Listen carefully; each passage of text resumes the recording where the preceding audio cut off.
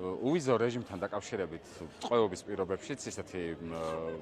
კაფე ოპოზიცია მაქვს მუდმივად და როდესაც ადამიანები იწყებენ აი ამაზე მსჯელობას მიკვირს ხოლმე რომ კიდევ არსებობენ ადამიანები, ვისაც უნდა შევახსენოთ თუ რა სიკეთეები მოაქვს ამ ყველაფერს და ძალიან მწყდება გული რომ ადამიანებს ჯერ კიდევ არსებობს რაღაც გარკვეული ჯგუფები, რომლებიც მიიჩნევენ რომ აი მარტო შოპინგი შეიძლება იყოს ამ ყველაფერს დადებითი მხარე და იმ საფრთხეებს, რომელიც შეიძლება მოყვეს უვიზო რეჟიმის შეჩერებას, რაღაცნაირად ვერ აცნობიერებენ. სიმართლე გითხრათ, პოზიცია მაქვს ბევრად უფრო ხისტი, ვიდრე შეიძლება იყოს რბილი, იქიდან გამომდინარე, რომ აი ადამიანები თითქოს რაღაც პერიოდი გადის, რაღაცას ვეგუებით და ასე დროს რაღაცა ხისტი ნაბიჯის მოთხოვნილება მაქვს და ალბათ არავის არ გაუკვირდება, იმიტომ რომ მაშინ როდესაც სხედან ევროპარლამენტარები, მაშინ როდესაც მსჯელობენ, დიპლომატიური კორპუსი ხვდება ერთმანეთს და იღებს 1000 გადაწყვეტილებას, ადამიანები მაინც იმ იმედით არიან, რომ იცით რა, მესმის რომ საზოგადოება ამას არ უმსახურებს და მესმის რომ ამ ყველაფრის სამიზნე არ ვართ ის ადამიანები, ვინც ვიბრძვით უკვე ბევრი წელია და ვიბრძვით იმისთვის, რომ დიახ ჩვენი მომავალი იყოს ევროპული, მაგრამ ის ნამდვილად აღარ არის შესახსენებელი, რომ სწავლა, განათლება, განვითარება, პერსპექტივა, კურნალობა და შემდეგ ყველაზე ბოლო რიგში ვიტყვი ამ შემთხვევაში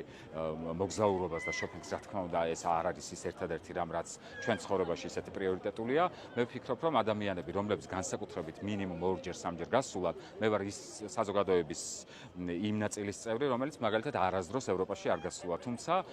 ჩემს შემთხვევაში მე პირადი რუკით არ ხელმძღვანელობ, მოდით ვიტყვით ასე, იმიტომ რომ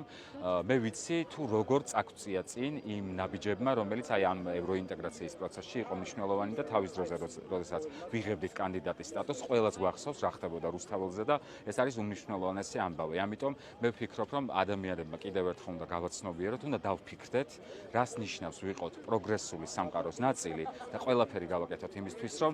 აი ის რომ ვიყოთ სრულუფლებიანი წევრი ევროპული ოჯახის, აი ამისთვის არასდროს არც დაგვეზაროს ნაბიჯის წინ გადადგმა და ყოველთვის ვიცოდეთ, რომ ერთ ნაბიჯს უკან შეიძლება მოყვეს კიდევ 10 უფრო მეტად უცხოელისკენ. ამიტომ ყველაფერი არის ჩვენს ხელში, საზოგადოება შეგვიძლია გავაკეთოთ ის,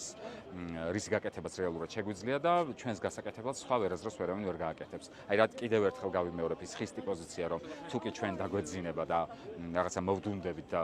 რაღაცნაირად მივეცემით, აი არ ვიცი, საღათას ძილს და ფიქრს, შეიძლება ეს ყველაფერი გაქრეს და თუ დავიძინებთ, მაშინ ღირსები ვართ, რომ ჩვენც წაგვერთვას ის სიკეთე, რომელიც რეალურად დამსახურებულად გვეკუთვნის და დიახ, ვიმსახურებთ, რომ ვიყოთ